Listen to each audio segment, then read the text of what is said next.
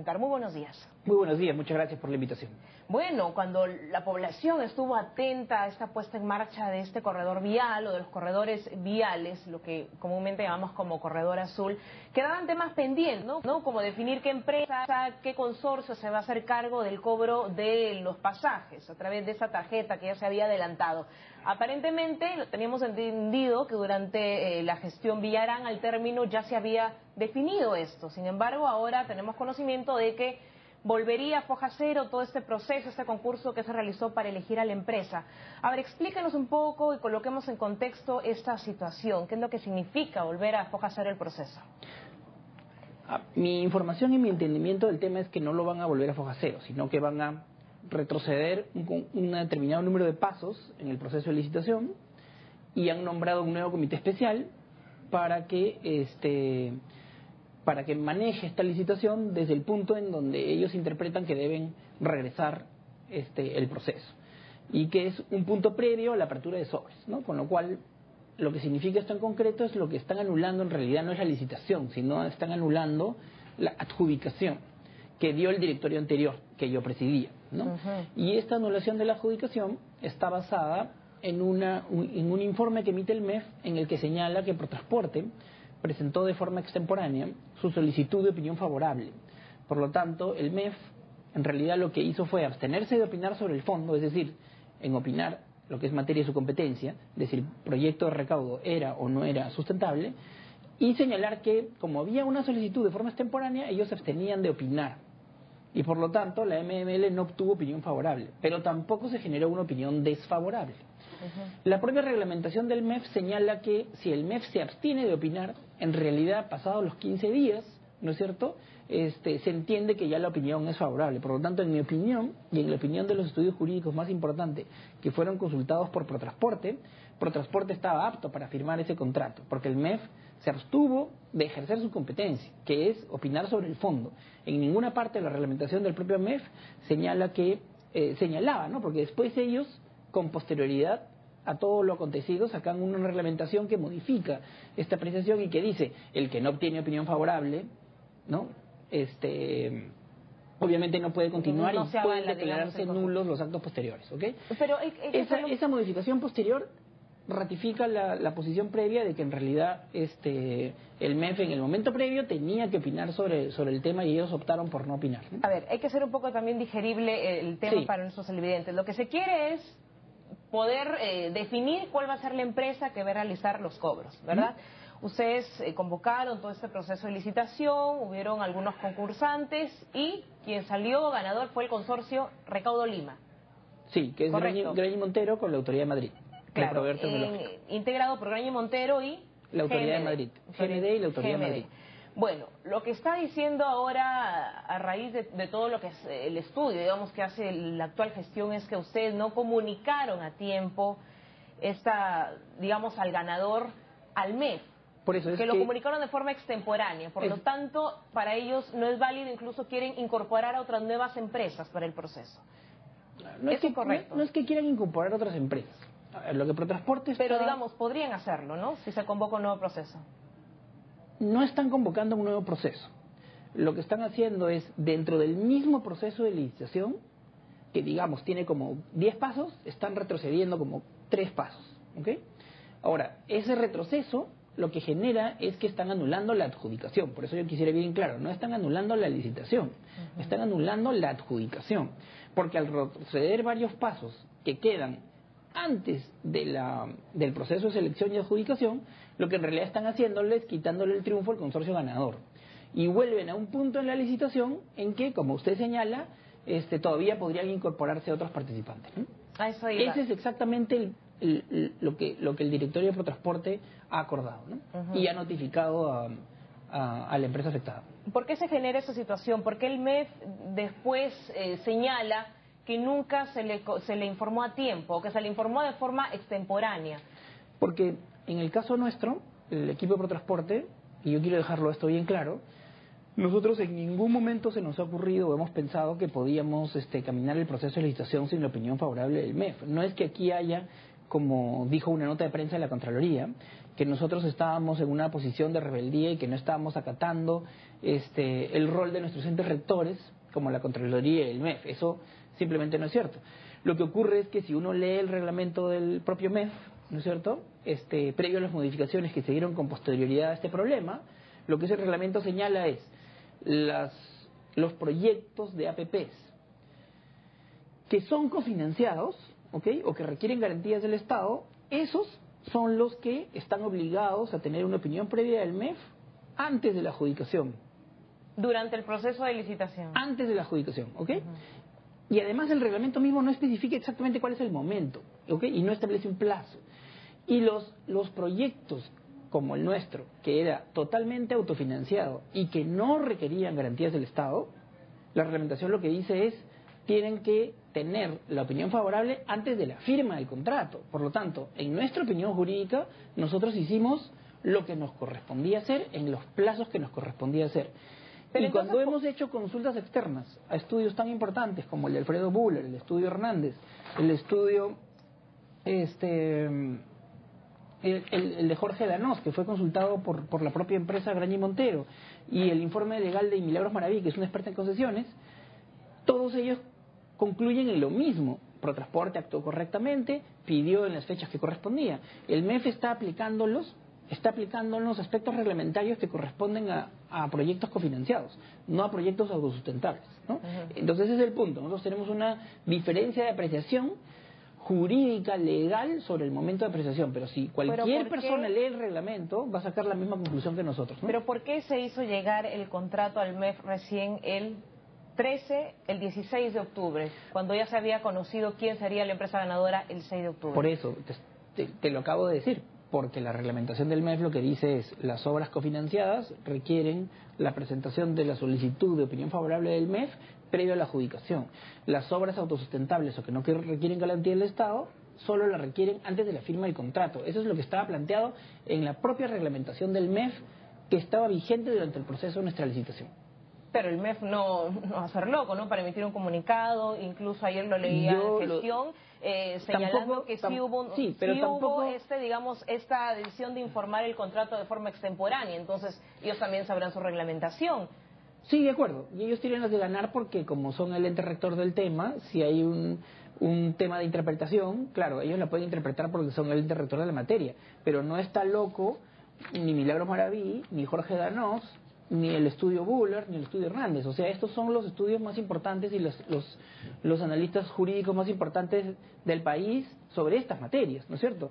Y así como tú me dices, el MEF no está loco para sacar un informe que no es exactamente concordante con su reglamento. El MEF infiere, ¿ok? Si tú miras el informe del MEF, ¿ok?, que te lo puedo enviar escaneado, el informe del MEF lo que dice es, él no dice, en tal cláusula del reglamento, dice, ¿no?, explícitamente que se tenía que presentar la opinión favorable antes de tal momento o en tal fecha, ¿ok?, porque no existe, ¿ok? Ellos lo que dicen es, se infiere a partir de, y en realidad, cuando uno analiza el marco legal para tomar decisiones tan importantes como las que estamos hablando, nada se puede inferir, las cosas tienen que estar claramente planteadas en la reglamentación. Bueno, entonces aquí hay dos problemas, un reglamento confuso en el MEF sobre estas materias y segundo, una opinión discutible, ¿no?, sobre el MEF, pero nosotros el respaldo legal de los informes internos y externos lo que dice es que Protransporte actuó correctamente en el marco legal y por lo tanto el contrato podía ser firmado, ¿no? Si nos remitimos entonces también a leer lo que señala el MEF es que hay un proceso que se ha saltado y que para subsanar esas informaciones van a retroceder ciertas etapas del proceso a fin de que se defina nuevamente a la empresa. ¿Quién pierde con todo esto? ¿Cómo se dilatan los plazos? Yo creo que hay dos escenarios factibles, ¿no? Un escenario que sería el más grave es que la empresa que le están quitando la adjudicación, que en mi opinión ganaron legítimamente, es decir, Graña y Montero con GMD y la Autoridad de Madrid, interpongan un recurso judicial contra Protransporte, que desde el punto de vista jurídico, en mi opinión, lo van a ganar, porque la licitación en sí no ha sido objetada. La licitación en sí, además, ha tenido la participación de la OSI de Protransporte como veedor en todo el proceso, ¿ok? O sea, esta licitación ha sido una licitación completamente abierta, transparente. Y ha sido un proceso largo, ¿no? Ha sido un proceso largo, todas las resoluciones han aparecido en la página web de Protransporte y por lo tanto en sí mismo ese proceso es un proceso completamente limpio. Por lo tanto, en mi opinión, si Graña y Montero toma la decisión de interponer un recurso judicial para defender su justificación, en mi opinión va a ganar. Pero el problema es que eso lo que va a generar es que se detenga el proceso que se quiere retrotraer y continuar. Entonces, si el escenario es que Graña y Montero interpone un proceso judicial, en mi opinión, el proceso va a estar detenido por años y finalmente vamos a tener que volver a la situación original. Es decir, que tienen que firmar el contrato que Graña y Montero ha ganado. En el caso que Graña y Montero, por razones estratégicas, porque ellos tienen muchos proyectos con la municipalidad y con el gobierno nacional, decidan no interponer ese recurso, lo que se van a perder es, digamos, 3 o 4 meses, que son los meses que se necesitan para que los postores puedan volver a presentar ofertas, ¿no? Eso que no quiere decir necesariamente que se vuelve a licitar todo el sistema de cobro, ¿no? Nos quedamos en esta etapa, entonces, ¿qué nos refería? Sí, o sea, por eso, el peor escenario es que Graña y Montero le interponga un juicio a Protransporte, que en mi opinión Protransporte va a perder, pero el solo hecho de que existe el juicio ya genera que no puedas continuar con la licitación. Ese es el peor escenario, eso nos demoraría años para poder tener un sistema de recaudo en Lima. Como ocurrió en el caso del proyecto Javier Prado, que también es de Graña y Montero, ¿no es cierto? Se adjudicaron los derechos, no se firmó el contrato, y por lo tanto nadie pudo hacer ningún otro proyecto de infraestructura en Javier Prado, porque Graña y Montero y Vinces tenían los derechos y los ganaron en el Poder Judicial varias veces, ¿no? Entonces, estamos frente a un escenario posible. Ahora, si Graña y Montero no interpone ese recurso y juega las reglas de la continuación de la licitación, es decir, vuelve a presentar ofertas y pasa por el aro, digamos, del esquema que ha planteado el director de Protransporte, entonces el tema es mucho menos grave y, digamos, en los próximos 4 meses o 6 meses deberíamos tener el contrato firmado y a fin de año podríamos tener ya tarjetas en el corredor azul y en el corredor Javier Prado. Y eso repercute en todo, ¿no? Porque también, imaginamos, se vienen los corredores complementarios, ahora se tenía también, digamos, el propósito que ese sistema de recaudación funcione de manera unificada, no solo los corredores, sino también el Metro de Lima, el propio metropolitano, todo eso se paraliza de alguna forma. Sí, se difiere, ¿no? Entonces yo lo que diría es, en el mejor escenario, si el ganador de la adjudicación no interpone ningún proceso judicial, lo que debemos tener es tarjetas para los corredores, para los servicios, ¿no?, de los buses azules en Javier Prado y en Arequipa a fin de año, en el mejor escenario. En el peor escenario puede demorarse toda la gestión de Castañeda, si es que esto se resuelve a través de un proceso judicial. Esos son los escenarios que en este momento se están enfrentando, ¿no? Y lo cual es una pena, porque yo creo que, digamos, si el MEF tiene una dirección de inversión privada, que su función es promover la inversión privada, en realidad, en mi opinión, ellos, antes de ponerse a discutir si aquí había un problema de extemporaneidad o no extemporaneidad, debieron haber evaluado el tema de fondo, ¿no? Porque si el tema de fondo era correcto, como lo es, de hecho, porque nosotros hemos discutido con posterioridad al problema que tuvimos con el MEF, los temas técnicos con ellos, si los problemas de fondo eran superables, en realidad, que no se haya cumplido con una formalidad devienen irrelevante. ¿Okay? Ahí hay un principio en la ley del procedimiento administrativo que lo que dice es, si los temas de fondo están correctos, obviamente los temas de forma, ¿no es cierto?, devienen irrelevantes y pasan a un segundo plano, ¿no? Y ese, digamos, es el tema de fondo. Yo creo que un Ministerio de Economía y Finanzas tiene una dirección de inversión privada para promover la inversión privada y por lo tanto ellos nunca debieron excluir o rehusarse a ver el tema de fondo y hacer que predominen los temas de forma sobre los temas de fondo, ¿no? ¿Esto usted prefiere que no se lleve entonces a la línea de especulación, con que algo tendría que ver la nueva gestión, de que se quiere traer abajo el corredor azul? No, yo creo que es un problema concreto de interpretación jurídica. El MEP tiene una interpretación jurídica que en mi opinión es equivocada, pero ellos son el ente rector de la inversión privada, por lo tanto esa opinión jurídica tiene un peso enorme.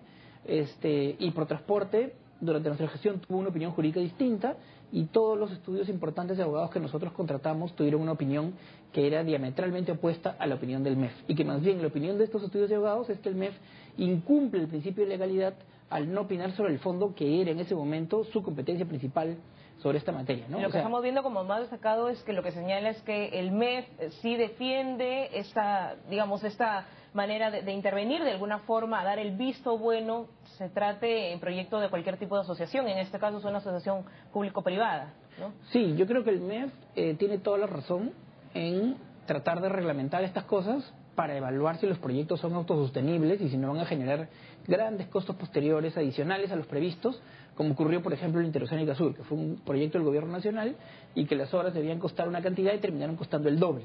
¿Okay? Y por lo tanto los costos fiscales para el gobierno fueron monstruosamente mayores a los previstos inicialmente. Yo entiendo que el MEF revisa los contratos y revisa los modelos financieros de los proyectos y revisa el esquema de distribución de riesgos, porque lo que quiere es evitar esas contingencias. Ahora, en este caso particular, la actuación del MEF con la que discrepamos en este punto, porque yo respeto mucho las diferentes instancias del MEF, que me parece que tienen gente muy competente en presupuesto, en inversión pública, en contaduría, etcétera.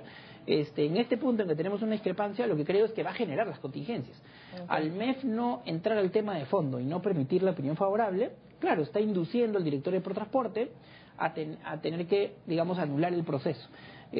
Porque ellos están generándose un temor o retraer de que por lo menos, ¿no? Claro, de que si firman el contrato puedan ser objetos de una sanción o de un procedimiento administrativo. Por lo tanto, ellos, por ese temor, están anulando el proceso y en realidad la diferencia jurídica es principalmente con economía y finanzas, ¿no? Para cerrar, más o menos, Sí. ¿en cuánto tiempo, en qué plazo estima que se pueda resolver esto?